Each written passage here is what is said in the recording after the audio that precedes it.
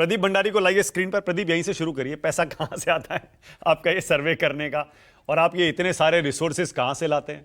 इतना छोटा सा सैंपल साइज है। देखिए मानक जी, पहली बात तो जो कह रहा है कि 3.5 लाख का सैंपल साइज या लाखों का सैंपल साइज कम है, वो सिफोलॉजी समझता नहीं है।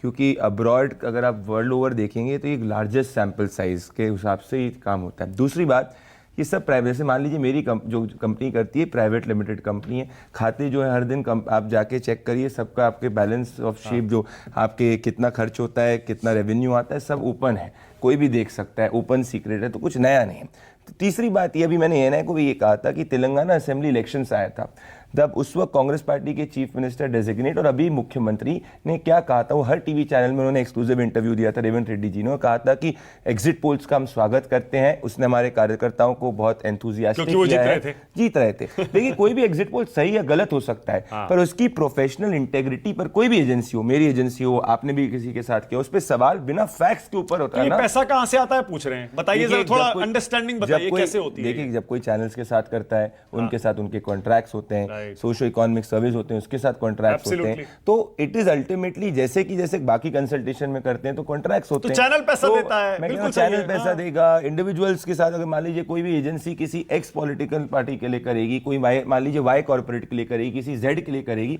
तो उससे ऑब्वियसली चार्ज करेगी। थोड़ा ये भी बता दीजिए कि ये राजनीतिक दल भी आपसे सर्वे करवाते हैं, सारी सर्वे एजेंसियों से करवाते हैं और पैसे देते हैं। ये तो हार्ड फैक्ट है, हमने भी चीज करे हुए। और देखिए जब हम लोग किसी राजनीतिक दल के लिए अगर करते हैं, तब हम लोग ओपिनियन पोल नहीं करते। एग्जिट पोल तो इलेक्शंस के बाद होता है, उसमें क्या आप चुनाव को इन्फ्लुएंस कर रहे हैं, वोट तो डल गया है। तो आप या तो उससे सहमत हो सकते हैं, असहमत हो सकते हैं। यही हम लोग ने जब पंजाब में आम आदमी पार्टी की सरकार बन रही थी, हमने बोला था आम आदमी पार्टी स्वीप कर रहा है। तो कोई भगवान नहीं होता, 10 में से 9 बार आप सही हो गए, 8 बार सही हो गए, पर प्रोफेशनल काम एक होता है। जैसे मान लीजिए मैं कैसे करता हूं, हमारे डेटा रिसर्चर्स ग्राउंड पे ट्रायल करते हैं, कास्ट वाइज सैंपलिंग उठाते हैं, डेमोग्राफी वाइज सैंपलिंग उठाते हैं, और उसके बाद उसको एक आउटकम मॉडल के ऊपर डालते हैं और उसके हिसाब से सही करते हैं। कैसे करते हैं? जब वोट देकर वोटर निकलता है तब उससे बात। देखिए 3 तरीके की सीटें होती है, जैसे हम करते हैं ग्रीन सीट, रेड सीट और येलो सीट। अब कई सीट्स ऐसी होती है जहां मार्जिन्स बहुत ज्यादा स्ट्रांग होती है और बड़ी होती है। पिछले चुनाव में इसी इलेक्शन में हम लोग मान लीजिए, ऐसा नहीं होता सिर्फ डे पे ही होता है, बहुत पहले से हम लोग करना चालू कर देते हैं। तो हम 3 सीट्स में बांट देते हैं। रेड सीट होती है, मान लीजिए पार्टी एक की lid margin 1.5 lakh 2 lakh vote की है,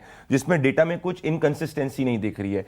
ग्रीन सीट होती है दूसरी पार्टी की। येलो सीट होती है जिसमें मान लीजिए मार्जिन कम हो सकती है, तो उसमें रेगुलर डेली बेस पे पोलिंग होती है। और हम लोग इस बात पे जानने की कोशिश करते हैं, देखिए कोई रैंडम ह्यूमन इमोशंस की बात होती है, तो what is driving voter to vote, हर जगह स्विंग वोटर कौन सा है, क्या है, उसको जानने की कोशिश की जाती है। और ये ऑब्जेक्ट लॉजिकल बात है कि जिस राजनीतिक दल के पक्ष में सर्वे नहीं आएगा वो उससे डिसएग्री करेंगे। बट किसी प्रोफेशनल एजेंसी, कितनी सारी एजेंसीज है, इतने लाखों हजारों यंगस्टर्स काम करते हैं, ये कहना कि वो यंगस्टर्स जब जमीन पे काम करते हैं, खून पसीने की मेहनत करते हैं, उनको सैलरीज मिलती है, वो सबके सब झूठे हैं। ये एक प्रोफेशनल और वैसे भी मेरे दिमाग में तो एक बड़ा बेसिक सा, बहुत बुनियादी सा सवाल आता है कि कोई एग्जिट पोल को प्रभावित करके क्या हासिल करेगा?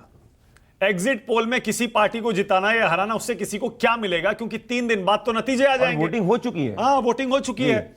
अगर ये एग्जिट पोल चुनाव में वोटिंग जो कई फेजेस में होती है उसके बीच में आए, तब आप कह सकते हैं भाई आगे की वोटिंग को प्रभावित करने के लिए है, लेकिन इलेक्शन कमीशन का आदेश है। मैं कह रहा हूं, मैं पंकज जी की इस बात का स्वागत करता हूं कि आप किसी भी, हम लोग तो ऐसे पूरा ही देते हैं। जैसे मान लीजिए अभी उड़ीसा के अंदर एक किसी टेलीविजन चैनल ने हमारे एग्जिट पोल के गलत नंबर्स करे थे, हमने इलेक्शन कमीशन को कंप्लेन करी, इलेक्शन कमीशन ने कॉग्निजेंस ली, उस चैनल के ऊपर एफआईआर हुई। तो ऐसा नहीं कि इलेक्शन कमीशन देख नहीं रहा है, सब सैंपल साइज बहुत मेथोडोलॉजिकली होता है, साइंटिफिकली प्रूवन होता है, that is what it is. हम लोग का तो सब कुछ ट्रांसपेरेंट है। आप जाइए, मैं तो सीट वाइज आकलन कर देता हूं कि भाई कौन जीत रहा है, कौन हार रहा है। जब गलत होते तो हम कहते हैं, हमने 40 में से 3 बार अगर हम गलत हुए तो हमने बोला भाई इस कारण हम गलत हुए, पर 37 बार सही हुए, मतलब 90% रिकॉर्ड। हम अगर गलत होंगे पता चल जाएगा 4 तारीख को, वोट डल चुका है मानक जी, एक वोटर इन्फ्लुएंस नहीं हो रहा, ओपिनियन पोल से तो तब भी और एक और चीज मैं तो यहां भी कहता हूं कि जब कोई सर्वे एजेंसी और टीवी चैनल कोई सर्वे करता है, ये मत सोचिए कि वो बिना सोचे समझे कर देता है। उसकी क्रेडिबिलिटी, विश्वसनीयता दांव पर होती है, उनका पूरा प्रोफेशन दांव पर होता है। अगर गलत हो गए तो सोचिए जरा, कहां मुंह दिखाने लायक रहेंगे, और बार बार गलत हुए तो क्या होगा उनकी रेपुटेशन का? नेताओं का सबसे आसान काम है, चुनाव अगर आप हार जाओ तो बोलोगे कि हाँ हम आत्मचिंतन करेंगे। चुनाव जीत जाओ तो कहोगे कि भाई हाँ ठीक है, जनता ने हमें मैंडेट को स्वीकार किया, तो 40 चुनाव भी नेता हार जाए तब भी नेता के उसमें कोई नहीं, और एक सर्वे एजेंसी या कोई भी मान लीजिए मीडिया का पत्रकार एक कुछ गलत कर दे तो वही चीज पॉइंट होती है। तो यहाँ पे lot of things are on stake, भले वो जर्नलिस्ट हो गया, सेफोलॉजिस्ट हो गया, उन सब के लिए, नेताओं के लिए जो स्टेक पे होता है, पर वो हमेशा मैदान में आते हैं। तो 10 चुनाव आप हारोगे तब भी वो कहेंगे 11वीं बार हम जीत रहे हैं। अगर मान लीजिए डिपॉजिट भी जब्त होगा तब भी नेता बोलेगा कि मैं जीत रहा हूं। पर यहाँ पे अगर हम कह रहे हैं कि भाई एक पार्टी जीत रही हार रही, तुम्हारी तो professional credibility on the line. Absolutely. Bhati साहब बोलिए।